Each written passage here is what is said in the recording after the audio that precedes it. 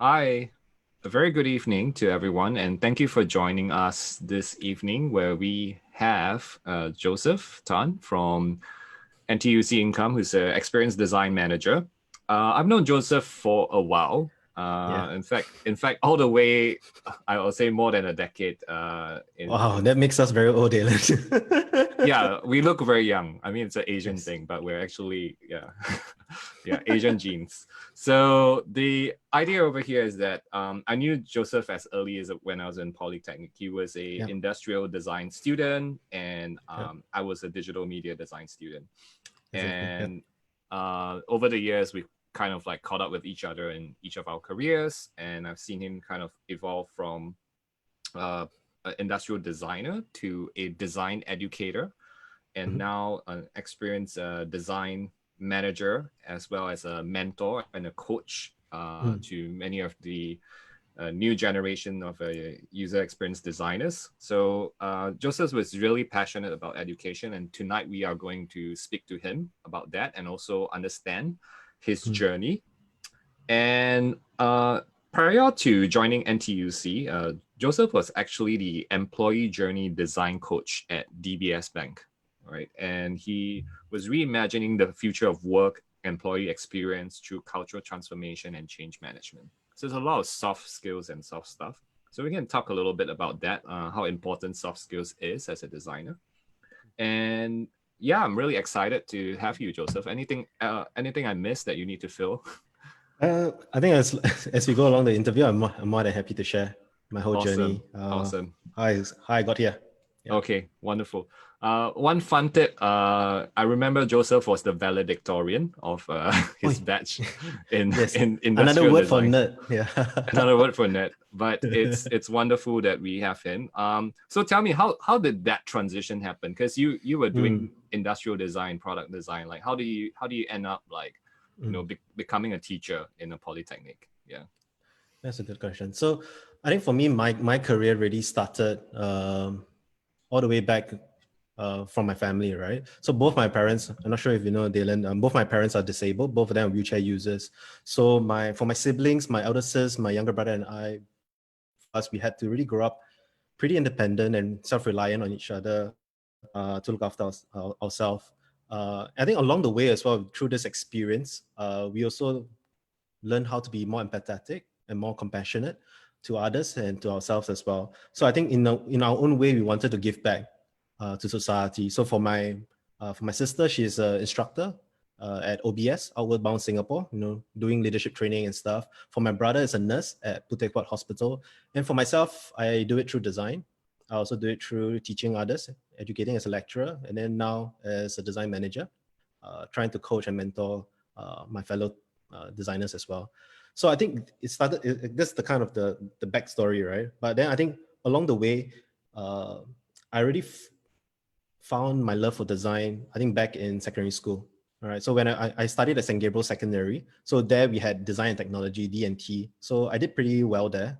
I topped the level for Sec 3, Sec 4, and I guess through the experience, I didn't think too much about it then. But I think as I graduated my O levels and I was finding do next in my poly, then I discovered this course called industrial design. When I went for the open house and all that, and I discovered it actually is quite similar to what design and technology is. So long story short, I went in 2 years, uh, liked it. Then I went to UNSW, University of New South Wales in Sydney, under a scholarship. Then I came back. Then my industrial design journey kind of started there. But actually, before I jump into the industrial design part, I went and started my own business. When I came back from uni in Australia in 2012, I was looking around for work and all that. Then I went back to my alma mater, NYP, just to say hi to lecturers and see how things are going. But along the way, they just recently started up a design center as well, a design entrepreneurship center. And basically what it is a co-working space, a free co-working space for online students to come back and start a business. So for me, I thought, no job, nothing. I just go ahead and give it a shot. So I started my own design studio, serving one client there. 6 months into it, I think, given that, I have no business background knowledge and all that, and just knowing design, in a way, I got cheated a bit. So I lost about 5 figures of my money Oh Um, shit. I didn't know and that. I burned through. I knew you started your own business, but Yeah, wow. but I lost. So the long story short is the clients didn't pay and stuff. So yeah, Mm, and back then you don't really know much about contracts and all that. So you just mm, based on trust, everything based on trust. So that's very tough. And tricky. then along the way, I've also burned my cash, burned my savings and all. Mm, But luckily, I was headhunted for a design position, and it was a retail design position. And even before that, when I was studying industrial design, I never knew anything about what's retail design. So this is a point of sales display, and this is for a company called Barrows. It's a South African design company. They recently came to Singapore. They want to start. They want to expand in Asia. I joined as part of their team. Funny story is that I got that job at a bar, speaking to the design manager there and the senior designer through after a couple of years and all that. So yeah, that is some weird ways where you get jobs. So yeah. uh, so my industrial design experience was there.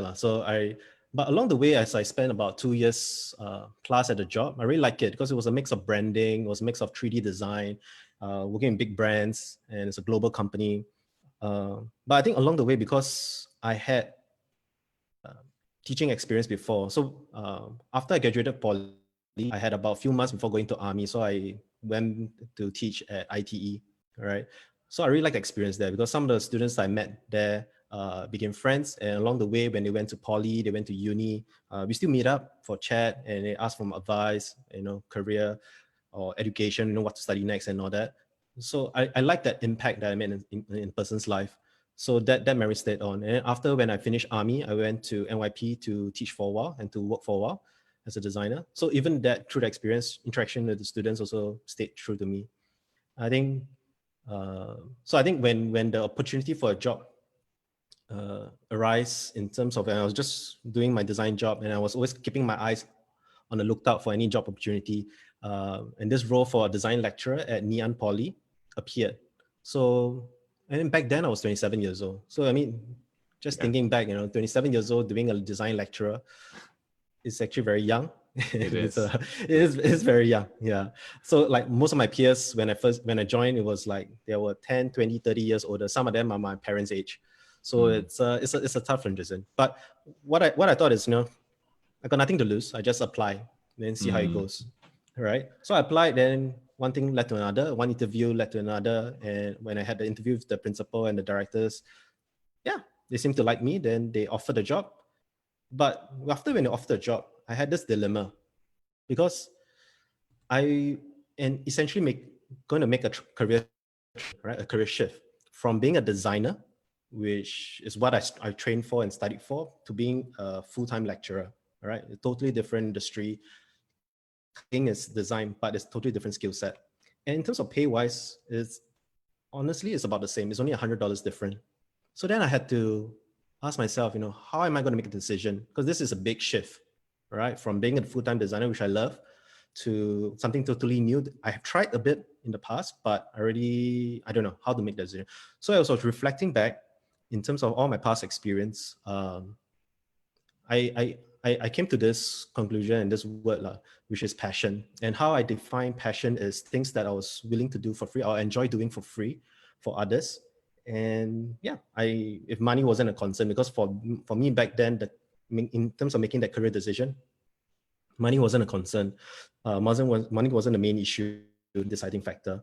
So when I was looking back at all the things that I've done for free for family before, it was design. I've designed posters, logos, cards, stuff for friends and family before. So I really enjoyed that. I like to teach. So other than just teaching in those schools and stuff, I also teach pro bono or mentor or coach people on the side mm, back then as well. So I really like that, and I did it for free. mm. And the last one was travel. So I really enjoyed traveling. So if I can get paid to travel, I can travel for free. Why not? That's the So dream. Yeah. I had these three criteria or these three areas, right? So which Mm, design, education, and then travel. So then I mm, was using it in terms of industrial design. We had a thing called evaluation matrix. Basically, you had this three mm, criteria, and then based on that three criteria, you evaluate the options that you have. So the first option at Barrows as a designer, mm. in terms of design, I do design there. So 1 out of 10 in terms of ranking, I rank it about 7 out of 10, yeah, or 8 out of 10. So that's my In job. terms of satisfaction, you mean? of satisfaction, in terms of what makes me joy and all that. Mm. Then in terms of education for the job as a product designer, it was about 2 out of 10 because I didn't really have a chance to teach. Plus for junior designers or designers that are coming in, don't really have the chance to interact too much as well. So I didn't really feel that sense of fulfillment or satisfaction there. So it was 2 out of 10. Then in terms of travel wise, I got leave and all that. I got a chance to go to South Africa after winning the best employee of the year. But I didn't get to travel as much as my peers. As like, every month they get to travel to a regional market to talk to users, talk to clients and all that, but I didn't get the chance. So for me, for that, it's about 4 out of 10. So that was my score, right, for the first job. So then I took this criteria, these 3 simple criteria to evaluate my job at MP, all right, as a lecturer.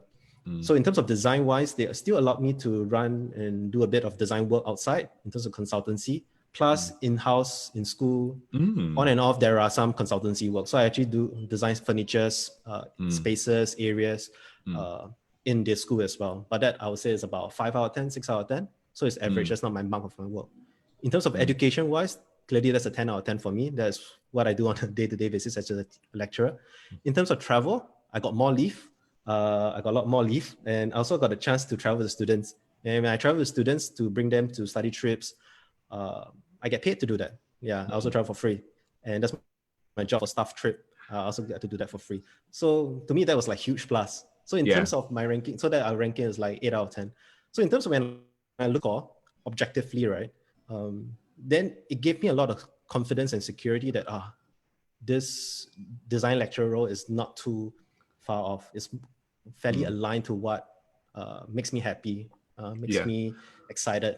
So and one thing I made that jump. One thing I really like to point out is as long as I've known you, I briefly recall that your final year project back in Polytechnic was something related to designing for your parents and their disability. Wow, I'm surprised you remember. Yes. Social memory. So that's awesome. I mean, it's always occurred to me that the work you do has been around people, right? And using design as a force of good and using it to kind of like share and impact more. How do you kind of see, that translating to the work you do today? Sorry, I missed the last part. As in, how do you see like whatever you're doing today, like, with all the previous experience, being an industrial designer, being an educator, and then like kind of like translating to what you do. That's a good one. So the funny thing is that when I go for the job interviews, be at DBS or even at NTUC Income, as I share my career journey, right, and when I look back, it's kind of like a rojak. Everything is like I was a designer, I can empathize. Failed entrepreneur, then educator, then go and join a bank, then now at Income. But as I was sharing the story with them, especially like for DBS, if I just use the DBS example, I was talking to the hiring manager, and he headhunted me on LinkedIn, and after seeing about, then when I went in for a chat, so I was sharing the story, he rated. Then one thing I learned, I was hired. So after I was hired, and I asked him, why do you hire me? He said, I hire you because for this role, it's a very ambiguous, it's a new role. Transformation design is a whole new thing. Employee experience is a whole new thing. Your background kind of indicate or share, like you are able to handle this ambiguity and all that. Plus, you have an interesting profile. It's a mix of everything that can, merge all the skills together. So that really got me, I always thought, in school, you thought like you take your design course, you study UI, UX, product design, industrial design, whatever, and you just follow that route. But me going through different obstacles or checkpoints in life, right, in different areas, exploring different areas, actually helped me secure a job. That was a very interesting thing. So the same thing happened when I went to Income, and I was just sharing all my different experience. And one of the work that was interesting that I did at DBS was around employee experience and future of work, which when I shared with Income, they're so interested. Plus, as I shared my other backstory, that made me a very interesting candidate. So I think in one way or another, it kind of translates to the work that I do as well. Be it as a lecturer at Ngee Ann Poly, I use my entrepreneurship skills there, or the tendency or the mindset I had to help start a design center. Right. So all the design schools, most of the design schools in Singapore all have a design center. So I was proposing to the director, why not start a design center to give a bigger platform, extended platform to our students to take their work outside of school. So we created this design center with clients and do research projects and do exhibitions and all that. So that happened. And that's me using that past field experience as an entrepreneur into a job. All right. At DBS, I had to use, like, as a lecturer, of course, as a lecturer, I talk a lot and I had to facilitate and to train and coach and mentor. As it kind of transferred to the skill in terms of being a design coach at DBS, where I had to do that, all right? Be it pitches to different senior leaders in the bank or stakeholders, or designing decks. As a lecturer, I had to design a lot of decks. So I also design decks in DBS, or facilitating, pitching, communication, all that was transferred as well. Now in income, with the skills that I've experienced that I picked up along the way, now it's about managing different stakeholders. It's a bit more challenging, it's higher level. But that past experience from all my different jobs and careers all helped me in this way. In terms of the design that I do, is always around this social human part. All right. That's something I still aspire to. But one reason why I joined income was this social aspect to it, where you're not just doing insurance for insurance sake, but it's really for the bigger good and larger good for Singaporeans, especially the unserved and underserved. So that's something that calls me. And, again, this is my career journey at this point. If I go along in that journey, things might change.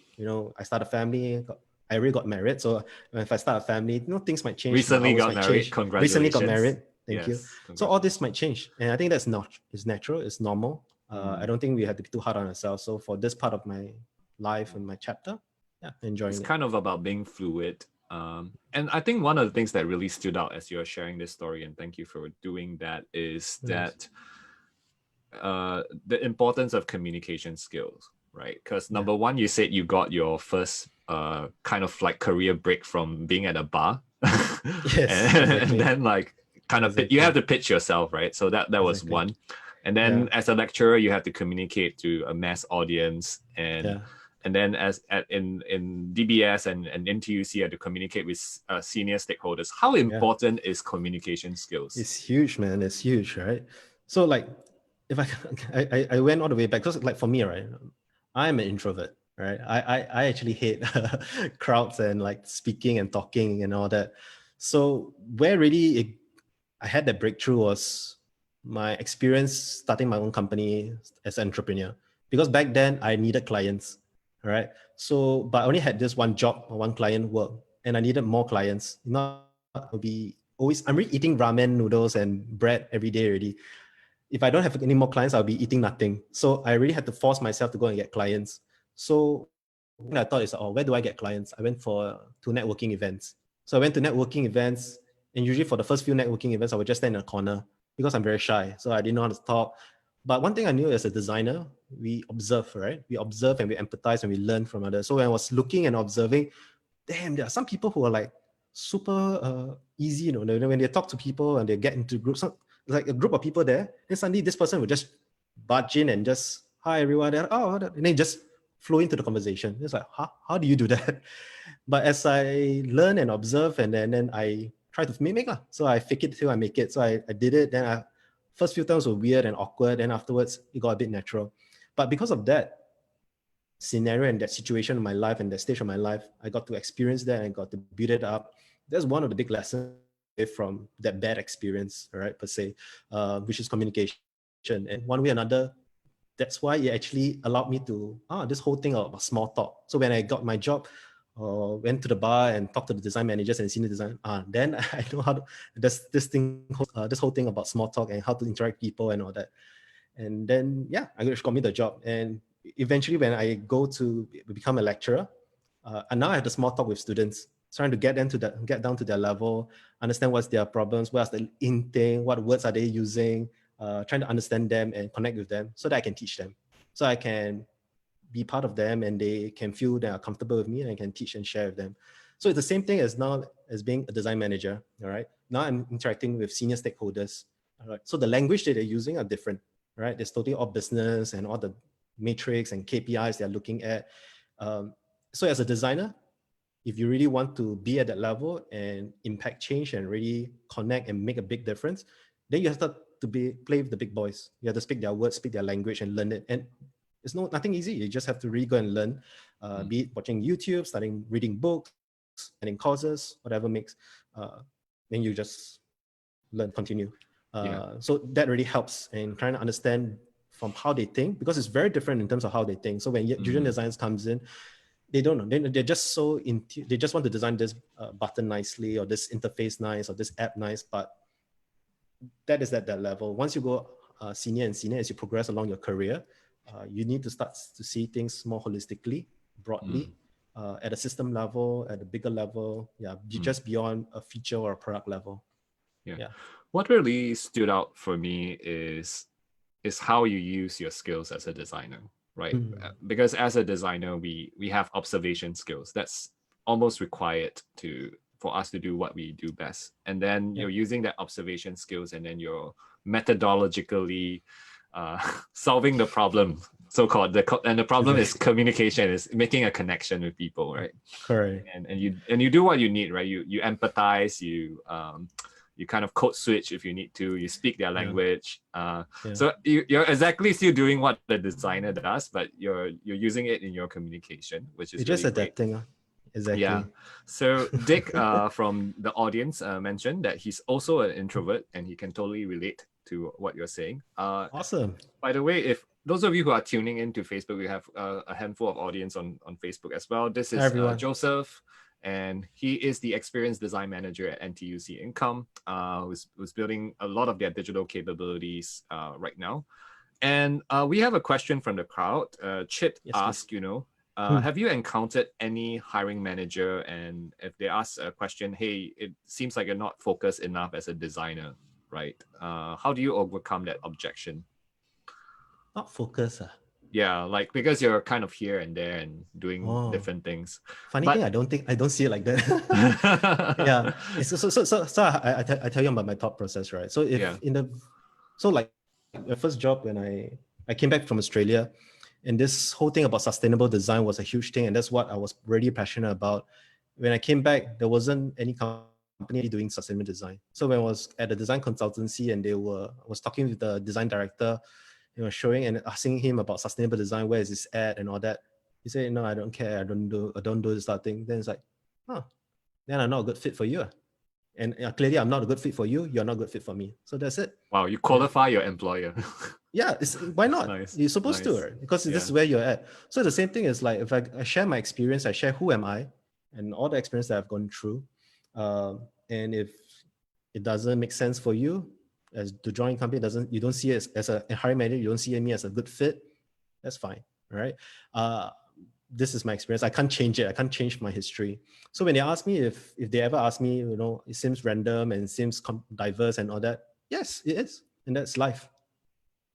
Yeah. So as I hear this, I see Chip is like saying that is a totally awesome mindset. I see that you own this mindset, right? And that you kind of live it and you breathe it as well. How do you get to here? Because I'm sure as we just started out as like junior designers and all that, we don't have that kind of confidence to like say no to people and just stand our ground. Like what was the process for you to kind of like internalize this mindset? Okay. So let me share the story with you. So like let me go back to my during days at Nian, right?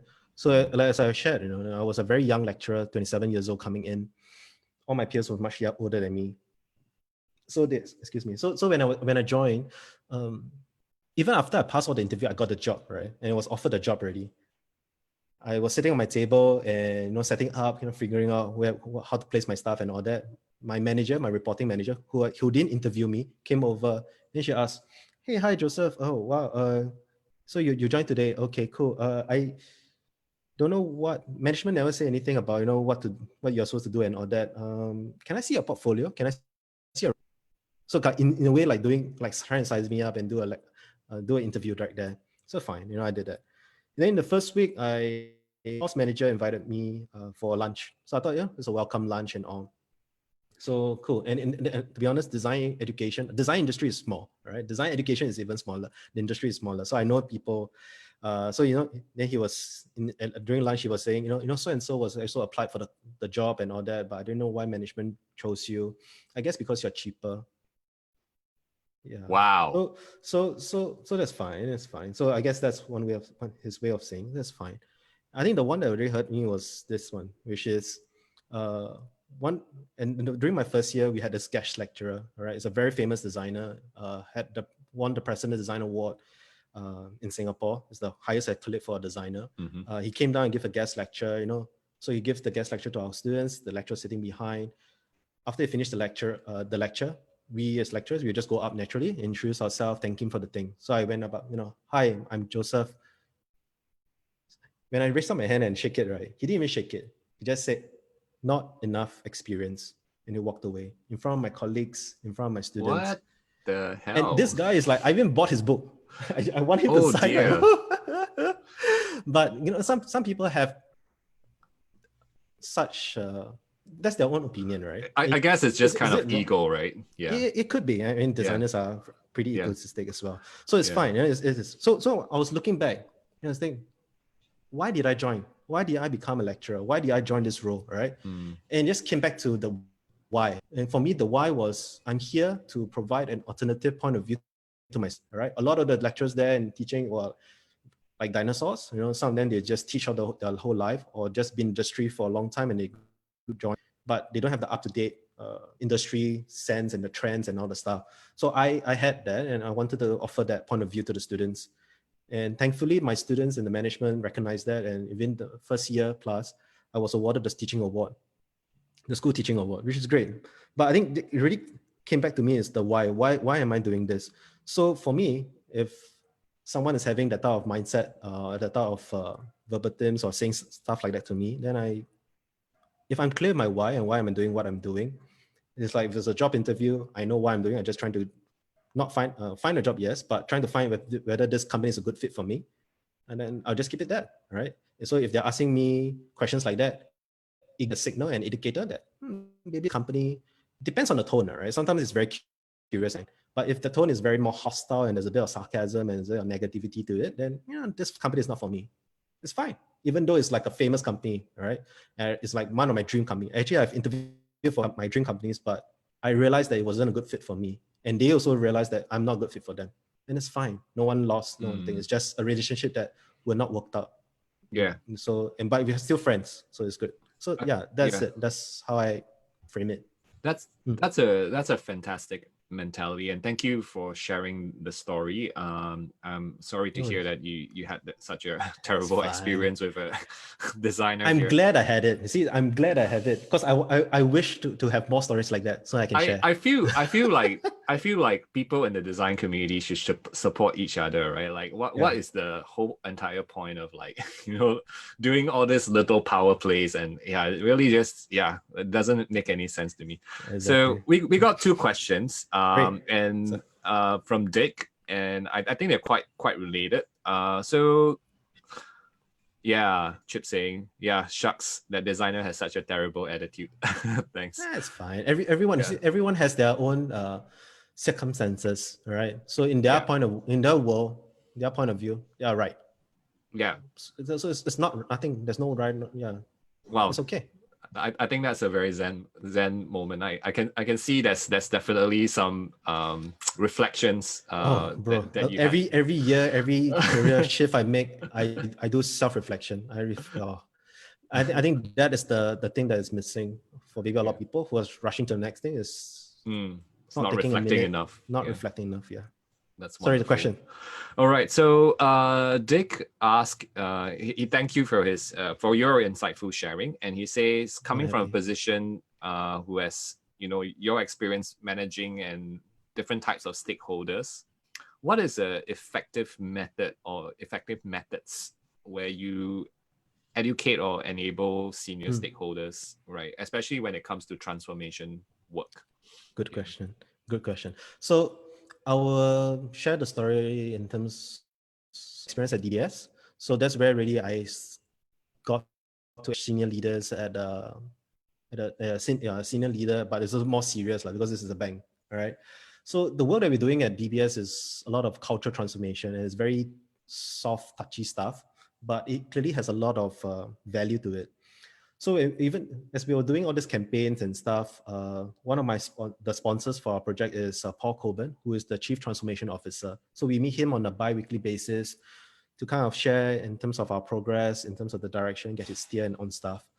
So as we was in the initial start of the projects and all that, we were just sharing this. But then over time, he felt that, we are doing a lot of good work, but when we're not measuring it, we're not taking data, or we're not being data driven. And he being the chief data officer, he needs to say that. But at the same time, he also truly believes that. And the push to be more data driven. So then we had to go and find numbers, right? We had to do surveys, we had to quantify numbers, not just interviews. Interviews great, but also doing bigger surveys, getting numbers and trying to use that to justify or any backend data and all.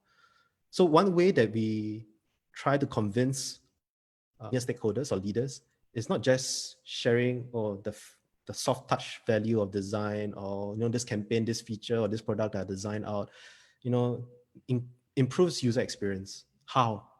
Right? That's one, right?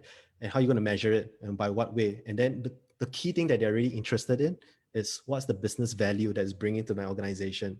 How does it affect my bottom line? How does it either increase my profits, increase my revenue, or how does it help me save costs, right? Reduce my expenses. And if your work does not touch on either both this, then to them it's like a shut ear. They're not going to listen too much to you. So you need to justify those kind of stuff. So even from marketing and branding especially, right? The branding people will be using brand awareness, brand equity. This is the brand value, and that's right. For design, we can use UX. We can in terms of making things simpler for people to use. And what does that mean? Is it reducing the number of steps to action, tasks reducing time, tasks increasing productivity for employees, for the staff, and that itself translates to value, translate to money. So that's one way we can spin it, and then we share it. So once we quantify our design decisions with data, with numbers, measurements, convincing stakeholders is going to be much easier. It's going to be tough when we don't have those numbers in hand. And depending again on the organization's maturity and their comfort level in terms of really pushing for data, some are not in that stage of change yet. Some are. Those that are very acceptive of it. Those is a bit difficult. Thus, we need to go and really dig deep and push for those numbers. Thus, then we show the numbers, then we slowly try to win them over one talk, one meeting at a time. Wow. Okay. I can definitely relate to it. And it's also a similar sentiment shared by design leaders that I managed to have conversations with, that I think it's also one of the most difficult things to do, is just translating the value of design into actual financial numbers. By no means an easy task. But I think at the end of the day, Dick, it seems I'm hearing that it's all about evidence. It's all about the data and the facts, not just the qualitative data, but also the quantitative data. So it's still back to whatever you're taught in school. Correct. Yeah. Yes, it's not taught in school, but back then in terms of design education, there wasn't really too much emphasis in terms of large scale surveys or the data numbers, or in terms of being data driven, or even doing A/B tests, A/B testing and doing experiments, and then seeing why this work so there's still a lot of work done to be there, and that's something that's really lacking in terms of what design education, because that is what I'm experiencing. Before that, I didn't know, right? I always believe in the old true way of doing design, but when I came into the workforce and really learn about this, that's where I start to actually this is how they're seeing it. And thus we need to be bringing this back into school and teaching them to think like that. Right. Yeah. If not, it's going to make it very difficult for this young designers or graduates to go and find job. And those companies that are really thinking like that, in the Netflix, Googles, your FANG companies, your big tech companies, which are all thinking like that. And it's difficult. And if you look in America and all this, who are a bit more further up the curve in terms of design, education, and knowledge and all that, that's how they're thinking. And in Singapore, I think we can do a lot more. Yeah. I think that's wonderful, and thanks for segueing to your thoughts on design education. Rachel, I'll come back to your question in a bit. I won't forget it. So now that we're on this topic, I guess now you're a senior design leader, right? So and you're looking at graduates, you're kind of mentoring them, and you're looking at their portfolios. What does the current generation of designers kind of lack? That's stopping them from entering this industry. Mm. And Okay. speaking more specific to the context of user experience design. Yeah. Okay, great. So when I look for a new candidate, so as a hiring manager, when I look for designers to hire, right? I look at 3 areas of fit, right? The first one is a job fit, rather, and it's very simple, right? In terms of the job description, normally you see there what is required for the job. I need certain skills, etc. I see that job fit, right? Whether you have the skills, the tools, the process, the thinking, and all that. That is fairly easy. And if you go through a school or a design course or you're self-taught, that's simple to qualify. Another one is harder is the mindset fit. All right. In terms of the designers coming in, I think this is also echoed similar to other senior designers, senior design leaders that I spoke to, be it from the FANG companies or any of the other industries, that this mindset fit of growth mindset, right? And what does it mean? It means that if you're given a problem, right, they are willing to accept it, be comfortable with it, and then work around it and go and learn, right? And you're always curious enough to go and learn for new things, and you're not bogged down and complaining and all that. And that's something that can be seen through the interview as you're interacting with the designer. So sometimes when I look at the person's experience, right, if they are just doing design, graphic design all the way, sometimes I can't tell, this person maybe doesn't have a growth mindset, right? That's one very big assumption. So now I look at designer or who does have experience in different industries. Interesting, because why did this person go to a different industry? Is he just like a minute popper thing, or is that something truly deeper than that, which it usually is in terms of his curiosity or her curiosity, in terms of wanting to learn and experience and broaden hunting? That is fine. And that's why I look out for in terms of that growth mindset, whether it's because when I bring a designer into the job, the hard skills, right, the software skills, that can be taught very easily. All right. If the designer if they learn this software, let's say Sketch, but now I'm using Figma, it's going to take me at most a few weeks for them to pick up the new skill and then go on, right? That's fine. But in terms of the way of thinking, in terms of looking at a problem, if they are have a very fixed way of looking at it and seeing design still at a superficial level, at just a visual aesthetic level, which is important, no doubt, but it's just stuck at that level and not seeing design beyond that, and it's very difficult. Then no matter how much I want to teach you and coach you and all that, you're still stuck on that. So like when I was interviewing for designers at the junior role, I had senior designers coming in who are actually some of them are my alumni from uni or poly and all that. When I was interviewing them for that junior role, I still can't hire them. Because the way of how they're assigned is still very backward. And the organization and how the industry is moving is really beyond that. Right. So that is tough. Last one is culture fit, right? And which comes back to this whole point about knowing who you are and what type of company you want to work for. Because at the same time, for those companies, they're also looking the same way. Whether are you a good fit for them? So in terms of a hiring manager, when I'm hiring this person in, I want to see that, I'm going to spend 5 days a week with this person, 8 hours a day, 40 hours a week with this person. I need to like this person. Exactly. Right? I need to at least get along with this Which person. is why you got the job at the bar. If you can have a drink with a person, like at least you know this person. I don't promote alcohol. I don't promote alcoholism, but whatever. Yeah. So first I need to like the person, right? To bring this person, because I'm going to working with this person. The next, I need to make sure that he or she is able to work my team, or can add a lot of different value or different perspective, or blend in with my team, because that's important. Right. The higher level is, how does this person fit into the value system of the organization, of this company? Right. And so I'm looking at that level as well. So in terms of that alignment fit, in terms of that self-reflection, that person fairly needs to be clear in terms of what he or she is looking for. Right. Because for you as the job seeker, you should also be looking out for this. Is this manager is going to hire me? Good. All right. Is he coachable? Is he a good coach? Is he patient? What is his or her management style? Right? Is the team? What's the team dynamics? Is that one guy who actually, I don't know, see me funny and I don't know, that I can't get along with? Is that, I don't know. So then you want to see the bigger organization. Is this what is the why? What is the purpose? What are they really here on the do? Is it like Facebook trying to make the world easier to find or connect everyone together? Or is it Google trying to make things easier to find? I don't know. What is that mission and that vision of that company? Are you aligned with that? If you are, then it's great. So you yourself as a job seeker, as a fresh grad or whatever level you are, you're also looking for that fit. as the same thing as the hiring manager is looking for that fit. Yeah, that makes a lot of sense. So in summary, you mentioned technical skills, Yes. growth mindset, and Yep. culture fit. So Yes, exactly. culture fit is not something we can control as the candidate, because it's either you fit or you don't fit. But technical skills, yes, is something you can learn. But more importantly, growth mindset. And I also sense elements of being critical, right? Critical thinking. I think that's actually one of the hardest things to teach. I've spoken to this with ZZ from Singtel as well, who used to lecture as an instructor at General Assembly, and yeah, I'll be keen to hear your thoughts. And how do you teach someone critical thinking, or how do you get a designer to be more critical? Yeah.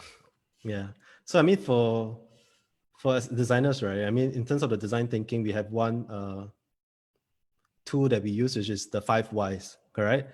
And basically for critical thinking is really understanding why does this exist, or why does it work, and the real why to it, and then questioning it, and then really looking at it. So during design, my lectures and all that, I like to show the video of this little girl asking her father why. Why does this exist? Why does this exist? Why does the rain happen? Why does this thing? Why? It's through the act of keep repeatedly asking why, and really understanding what is if you're Elon Musk, what's the first principles of stuff, what is the root cause of this thing, really understanding that, and not accepting things on a superficial level of, oh, this is ugly because it's just ugly, and just take it at that, but not going one level deeper, 2 level deeper to really understand why is it not ugly. So in terms of design, when we got junior designers, normally you say, why do you choose this color? Why is it that you choose this design? Why does this, or even asking, why is this design appealing? Or because it's nicer, the color's sweet, the font is good and all that. You got answers like that before, right? No, sometimes students will let know. Okay. Yeah, or junior design sometimes as well. Yeah. But then I can see, this person is really not thinking deeper in terms of why. And this for the designer, we're actually pretty lucky because we have language and vocabulary to help us in terms of design principles, design elements, to kind of illustrate out because of the contrast of colors of this and this that brings out, and because of the shape, the tone. Yeah, you can go on, but you can see there's a deeper level of thinking in terms of the aesthetics. But then you go into deeper understanding about the problem. When you see the research that the designer has done, you can see, has this person really dig deep enough to already understand why is this happening? And again, when you're going back to the workplace, has this designer really understand the business need for this solution or this problem? Not just the user need, but also the business need. Yeah. So how to teach it? It is as simple as asking why, but again, that is also is a hard thing to ask. Yeah, it's a hard thing to train as well. So I think it's really about accepting that this is not the answer yet, right? This is not the level. I'm not going to accept it. I want to really know deeper. And then I think that's call for us as designer in terms of really to empathize, right? When we say you want to empathize with user, are you really empathizing with it? Or are you just doing the research, going through the script and just checking the boxes and go? Which is fine, could be, it's not wrong, but do you really want to be deeply connected and really understand the root cause and the problem and try to solve it? Because of that, not the symptom, you can really make change. Yeah. And just again, that's great. I really appreciate the sharing, and I think asking why is important. It's also practiced in Toyota, isn't it? Yeah, the 5 whys. That's one of the methods. And yeah, it's really interesting because in Republic Polytechnic, which is where I adjunct right now, they have this thing called reflection journal, right? And the problem is, for some strange reason, the students often just write 1 or 2 lines in their reflection journal, and I tell them that that would not be enough, because you're supposed to reflect, and you're supposed to reflect deeply. And I actually give them a structure and a format. That's great. And then some of them still do that, but some of them actually get it, and they get on a much deeper level. And yeah, so I think it's something that has to be drilled over time. And yeah, reflection is definitely, as you said from much earlier, right? After every career move, you reflect deeply about what's next, where have you been. That is a way to practice critical thinking, for sure. Yeah. So even for my class, right, for my students, I introduced the 3-2-1 method, the 3 things that you learned from today, 2 things that you found insightful or really exciting Wow. or different, and then 1 thing that you want to take action on, or 1 question that you have for me, or 1 thing there. So I asked them to keep a journal as well. And previously Yeah. there wasn't such thing like that, but I just introduced this. And it Yeah. was very interesting because I get them to really reflect on their learning. And as I keep the journal and as I collect them, a lot of what some lecturers do is that they will just collect it, then pass them back and don't read it or whatever. For me, I read every single thing. So I actually go and take and every single thing. Plus, they ask me 1 question. I said, you are free to ask me any question. Personal also can, right? You want to ask me design question also can. You want to clarify 1 question also can. So someone asked me, how am I single? Am I looking? What type of girl I'm looking Oh for? my God, Back really? then when I was single, Yeah, wow. yeah. So it's fine. But I answer them. So sometimes when their reflection is maybe short or long, I will just sometimes when I compare the notes, right, my reflection is longer. It's like 1 whole page. Theirs is maybe a few sentences. Yeah. But that shows the level of interest and importance that I put on this. Plus, once they see this, that I'm taking so much effort to go and reply to them, all right, now the next time they come, they have a bit more confidence and, at least, Chair or this Mr. Joseph is not going to take it lightly and he's really serious about this. Then us. And after the thing is, I will share back the whole class. Every question, I'll compile it into a list. Then I will answer every single question back to the class again.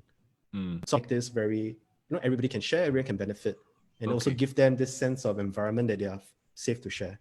Yeah. I think this is super important, and I want to point out one of the comments that one of our participants making. Chip say, I feel that managers are instrumental in shaping the design critique environment, so that it's a safe space to practice. Yeah, so that's as per what you say. So I have not forgot about your question, Rachel, and I'll also get to your question, Desiree. And Rachel say, this is related to any tips about doing whiteboard challenges, like whiteboarding with stakeholders. Yeah, what are some of the best practice? Whiteboarding with stakeholders. So it's like what, brainstorming, co-creating with them, is it? Yeah, that's right. I think, yeah. So this one is I think for me, right, you have to first understand as a designer, every stakeholder is different, right? What meaning is that in terms of personality, especially the personality is different. In terms of the wavelength, in terms of the speed, in terms of their receptiveness, everyone is different. So the number one thing is that you need to go and match it. So if the person is like very bro, you also need to try to be very bro with them. If they are very formal and clean and proper, you have to be very clean and proper. So it's about matching them, right? So I have this person, a colleague that I'm working with, who is a bit more, not very organized in his thinking and all that. And he's also in this the bro level. So I have to try to match it at that level. So when I'm co-creating with him and doing a mural or walking through the thing, I'm facilitating. So bro, if you think of this, right? Okay, what's the ideal next step? This user will be thinking. Oh, okay. Then I help him write down and all that. And after, so I'm slowly guiding him as a friend. It's like really like a friend, like trying to guide him through It's this like a whole guide. thing and Yeah. teaching. Yeah. And that's one approach, right? But when you're looking at a bigger team and group, it depends. Sometimes I have coders was like a bit more stubborn and the only person that's right is them. That's harder. So sometimes if you're not in the power position to do that, or sometimes because they listen to power, then that's where sometimes you need to jump or ask your manager or somebody's hired to come and step in and help out. Because sometimes when you're looking at senior stakeholders, you can influence some people, some is very difficult. Sometimes also you need to know your limit where you can. Then I will step in another senior person to come in and take over the exercise. If not, I'll continue to do it lah. I'll try my best to do it. So that's one. And then I think one thing that I recently learned from Design Sprint from AJ and Smart is about this whole idea about when you want to whiteboard people or work with people, first is not to be placing them in the situation where everybody is contributing ideas at the same time at first, all right? What we want to try to do is try to get them to work by themselves first. Think of the ideas by themselves first. After, once they are done and by this time is up, then from then to contribute the ideas so that we don't get filtered and there's no other biases that comes in to influence those decision-making or those concepts. Because it's very easy. Sometimes when you have a big or what we call hippo, the highest paid person in the room, the director, the very senior person, who just say one thing, everyone silence. The whole That is silent. true. True They just story. listen to this. All right. Then it's very hard to make a decision. And then everyone is just following, because so and so said, let's move on. But then there are other ideas that is very valuable. So as I know, more and more our job is about knowing how to facilitate. It's not an easy one. I am also on this journey to kind of learn how to do it. But it's really one technique that I really learned from that is about getting people to work by themselves first. Then after share back as a group, I think that's a little bit more productive use of time. Yeah. So it sounds like in general, 2 tips. One, code switch with your stakeholders, understanding who they are, and then try and facilitate based on their personality. And number 2, sorry, I totally just missed number 2. No. Number 2 is working by themselves first, then maybe coming back together as a team. Okay. To share. Yeah. Kind of diverging, then converging. Exactly. Joseph, I think your stories are triggering some very deep thoughts in the chat and comment. This is one of the most one of the most reflective comments I've ever received in all the webinars we've been doing. Sorry, I'm super zen. No, it's just really interesting. Time. So actually, well, Peter made a very interesting comment about reflection, which I think you can read it. But I'm going to ask Desiree's question over here. Please. And it's kind of related to what you were saying, right? How do you manage pushback from stakeholders, right? Especially when you present something critical and when you present an insight, right, which is true, and then stuff. They're saying make things pretty. Insights can come later. They're like, you have stakeholders who say things like that. What do you do? Yeah. So see, end of the day, okay, you have to be very stoic, lah. Okay, first, I like to think of it multiple. First, this is a job. Paying me to do a job and do the service to do to help. Okay, so if they're paying me, I try to my best to push as much as I can that I will not get fired or close to getting fired. Then I'll step back. All right.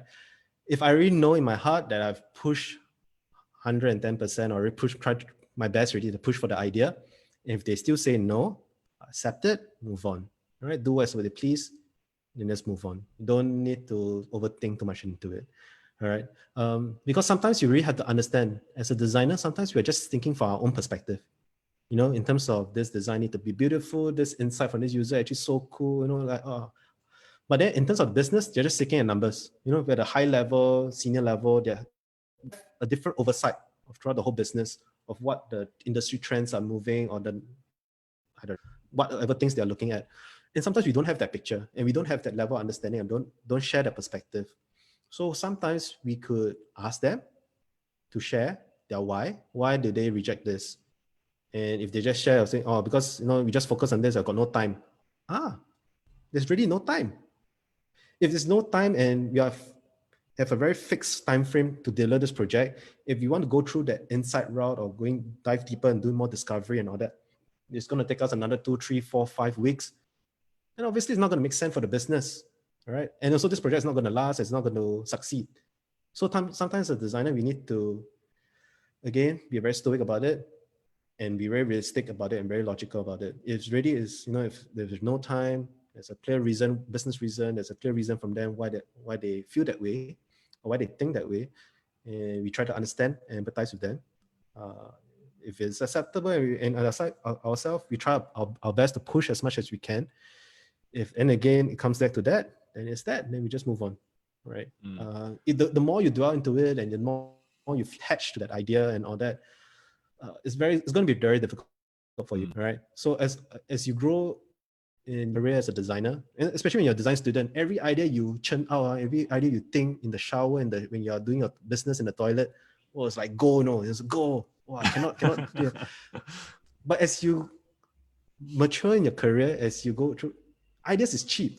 There's every idea, every insight, it's 1 in a million. Yeah. It's not so important. End of the day, it's about execution and then delivering the project and then eventually putting on the market and launching. Yeah. So sometimes we need to detach our ideas slowly away. But it's not saying that we are not compassionate and not passionate about design or that thing. It's not saying that. It's just saying that we need ideas are many. We can think of it, and if you only can think of one idea as a design, well, maybe the creative industry is not for you because this is our bread and butter. Yes, They are that's asking true. you to think about ideas and design and creative thinking, right? One another soft skill. Then you have to. Then this is like, if you ask me to think 100 ideas today, or have to, then really do it lah. Yeah. Because that's our job. All right. So try not to be too attached to that idea, and really try to understand from their perspective, why is it not working or why is it not moving along? And then and try your best to push as much as you can, but don't get fired. And then if really cannot, then just move on. Yeah. Move on. I do fully agree in, well, there's many points I agree. I think most importantly, the essence of what you said, right? The essence of what you said comes from the idea of detachment and stoicism, and also showing compassion to others, and not immediately framing them as the enemy, or framing them as the villain, or framing yourself as the victim in this situation. I think that itself is how we should live life in general. Correct. Because at the end of the day, right, as a designer, remember we are a service provider. All right. We provide a service to serve people. All right. To serve others. Artists, we are not artists that, maybe you have to attach more ego to you, because you want to portray certain emotion in your drawing, in your artwork and pieces. That's fine. All right. But at the end of the day, we are not artists. Right? We are designers, and designers are service provider. We are here to serve. All right.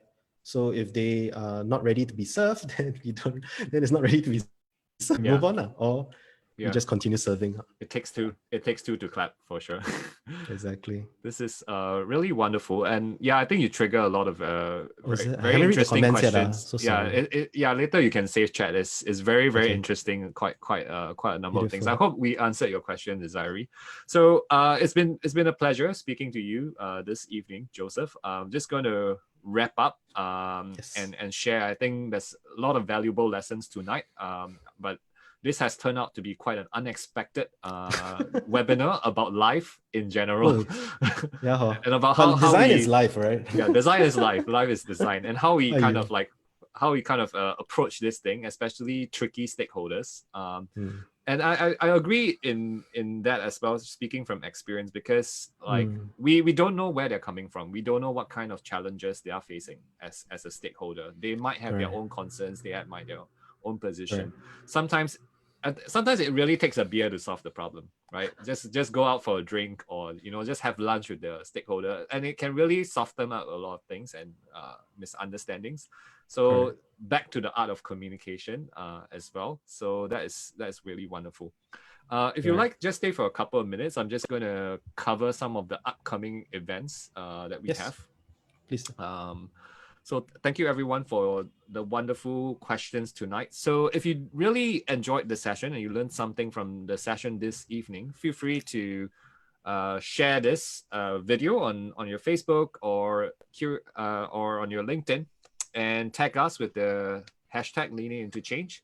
I'll personally reach out to you, and I'll send you a career guide if you're kind of leaning into kind of switching your career, right, or building your portfolio. If not, I'll just have a quick chat with you if you need sort of like a 15-minute consult on any problem that you may have, as a way to kind of like thank you for that. So I think the reason why we are doing this is because COVID hit. This happened sometime in May, right, where this was like the peak of COVID, and then I saw design events getting canceled. So there was no means, at least in Asia Pacific, for people to kind of gather and kind of learn in a very usual setting because of all the COVID restrictions. So I decided to run some free workshops, including my signature Intro to UX free workshop, which I used to run for General Assembly. That's happening on 21st September. So feel free to join if you're just getting into design and you're interested to learn more. And you can sign up on our webpage, and feel free to make a voluntary donation to charity as well. And we have been inviting a lot of design leaders over the last couple of weeks. Sometimes we mix things up a little bit, and next week we will mix things up a little bit. Some of you may know I run a coaching program for people who are mid-career professionals. So I think mid-career professionals are a little bit trickier because their age range is different. They come with a different set of experience.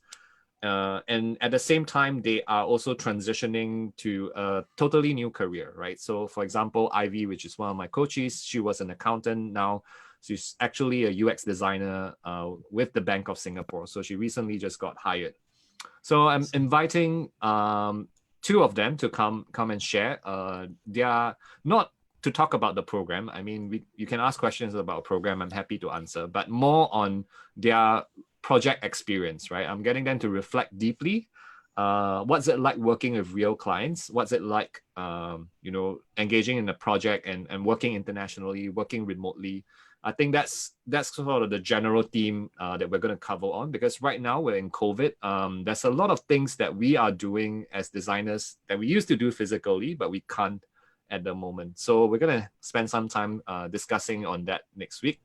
Razi, he used to work for Grab as a visual designer. He's now in the UK. So I'm going to also ask him some questions about venturing overseas as a freelancer. If you'd like to talk to me about our coaching program, which is enrolling in October, let me know. We already have a handful of people who sign up and are in the program. But that's it for tonight. I think really appreciate that some of you are regulars over here. Appreciate that you came, and if this is your first time, I hope you enjoyed your webinar. If this is a repeat session, I hope you learned something from it. And even though I'm getting different guests, I hope you don't find that we're all talking about the same things. Like, every designer has their own personality and really bring their own philosophy into the mix and how they design as well. So if you're not on the list, feel free to get on CuriousCore.com and sign up for our mailing list. And to those of you who need to go, we'll wrap up over here. Please leave your appreciation and thanks before you go to Joseph. And we're going to stay an extra couple of minutes for those of you who are in the Zoom call. So maybe you can turn on your video and ask Joseph a few extra questions if you want for the next 15 minutes or so. Right? So Rachel, thanks. I hope we answered all your questions, by the way. Yeah. Yes. If not, please feel free to ask more. All right. Yeah. Ask deeper. Okay. Awesome. So I'm going to start the live stream now. Thank you all, live stream audience. Thank you, everyone. All right. Take care. And